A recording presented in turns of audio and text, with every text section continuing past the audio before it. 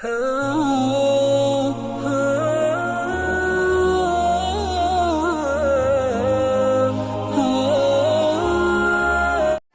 अलैकुम वरहमतुल्लाहि वबरकातुहू। अज़ीज़ान गिरामी, आओ मसाइल सीखे ग्रुप में आपका इस्तकबाल है। आइए हम आज का पहला सवाल लेते हैं। पहला सवाल है वसीम भाई का, जो कि परली से हैं। पूछते हैं कि मौलाना, आजकल सर पर बालों की खेती की जाती है और जो लोग गंजे होते हैं या बाल कम होते हैं उनके सर के चमड़े में बाल लगाए जाते हैं, आर्टिफिशियल बाल लगाए जाते हैं। तो क्या इस्लाम में ये जायज़ है या नाजायज़ है? तो वसीम भाई, गंजे सर को या कम बाल वाले लोगों को बालदार बनाना, यानी सरों पे बाल लगाना, ये इलाज है। अगर उसी शख्स के बाल लगाए जा रहे हैं सर के दूसरे हिस्से से निकाल कर, अगर आगे लगाए जा रहे हैं या फिर कहीं जहां बाल कम हैं वहां अगर लगाए जा रहे हैं तो हरज नहीं है। और अगर आर्टिफिशियल बाल भी अगर लगाए जा रहे हैं या जानवरों के बाल लगाए जा रहे हैं या फिर ऊन के बाल लगाए जा रहे हैं तो भी हरज नहीं है, लगा सकते हैं, ये एक इलाज है। लेकिन किसी दूसरे इंसान के बाल लगाना जायज़ नहीं है, यानी किसी दूसरे इंसान के बाल लेकर लगाना जायज़ नहीं है।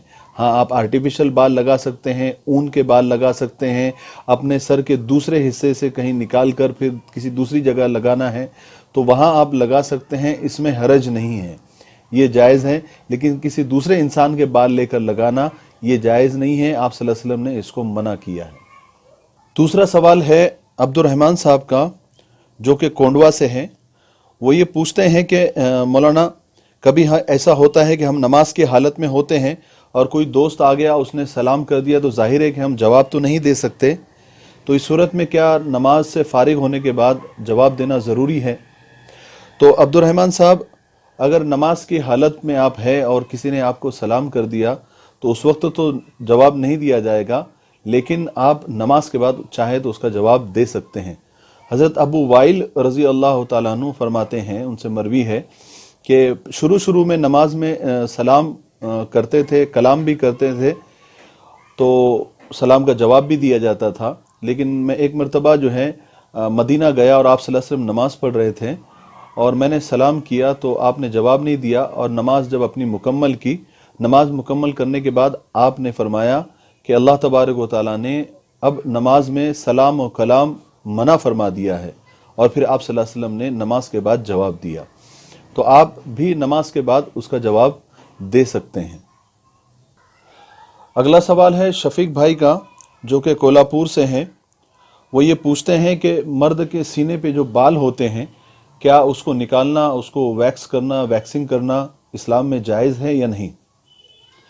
तो शफीक साहब, आप सल्लल्लाहु अलैहि वसल्लम के सीने पर भी बाल थे, जो कि कई रिवायतों से ये साबित होता है कि आप सल्लल्लाहु अलैहि वसल्लम के सीने पर एक बाल की एक लकीर थी जो नाफ तक जाती थी, और आप सल्लल्लाहु अलैहि वसल्लम ने कभी उसको निकाला नहीं और उसको हमेशा रहने दिया। ये बहुत सारी रिवायतों से ये साबित है कि आपने कभी उसको निकाला नहीं।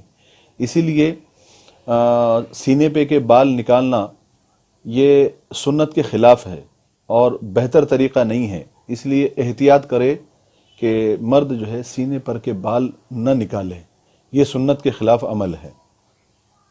अगला सवाल हमारी एक बहन का है, जो कि बम्बई से हैं। वो ये पूछती हैं कि जैसे मर्दों के लिए मुसाफ़ा और मुआनका सुन्नत है और उनकी फ़जीलत आई है कि दो मुसलमान जब आपस में मुसाफ़ा और मुआनका करते हैं और उनके अलग होने से पहले अल्लाह तबारक व तआला उनके गुनाहों को माफ़ कर देते हैं, तो क्या औरतों के लिए भी ये फ़जीलत है? औरतें भी आपस में मुसाफ़ा और मुआनका कर सकती हैं और इसकी भी वही फ़जीलत है? तो उसका जवाब ये है कि बिल्कुल है। इसमें मर्द और औरत का कोई इम्तियाज़ नहीं है, कोई तफरीक नहीं है। जैसे मर्दों के लिए फ़जीलत है और उनके लिए ये एक सुन्नत अमल है, इसी तरीके से औरतों के लिए भी ये जायज़ है और उनके लिए भी ये फ़जीलत है कि वो आपस में जब मिले सलाम करे, मुसाफ़ा करे और मुआनका करे। ऐसी ही फ़जीलत उनको भी इंशाअल्लाह मिलेगी। हमारी दूसरी एक बहन है, उनका ये सवाल है कि मौलाना, जो लड़कियों के चेहरे पर जो बाल उग आते हैं, दाढ़ी पर, मूंछ पर या फिर गाल पर, तो क्या ये बाल निकाल सकते हैं ब्लीचिंग वगैरह के ज़रिए या फिर کسی اور ذریعے؟ تو اس کا جواب یہ ہے کہ عورتوں کے چہرے پر جو خلاف فطرت جو بال آ جاتے ہیں، جیسے داڑھی پر، مونچھ پر یا پھر گال وغیرہ پر، تو اس کو بالکل نکال سکتے ہیں، بلکہ بہتر ہے اور عورت کے لیے وہ جائز ہے کہ جو خلاف معمول اور غیر فطری جو بال اگ آتے ہیں لڑکی کے، عورت کے چہرے پر اور داڑھی پر، مونچھ پر، تو ان کو نکالنا جائز ہی نہیں بلکہ افضل ہے، نکال سکتے ہیں۔